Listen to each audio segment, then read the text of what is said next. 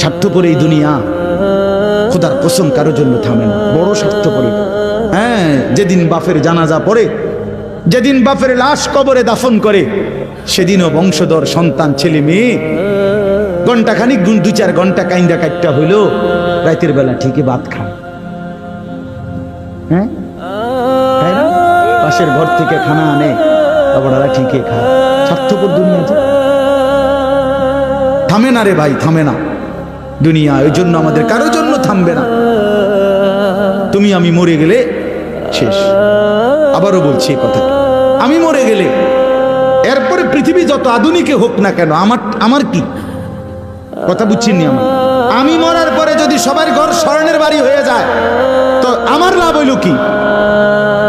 আমার মৃত্যুর পরে যদি সব মানুষ আধুনিক হইয়া সাঁদের দেশেও জায়গা, আমার ফায়দা কি? আমি তো না, আমি তো মরে গেলাম। যে কবরে চলে গেল সে কি আর ফিরে আসবে? আল্লাহ আমাদেরকে বুঝ দান করেন।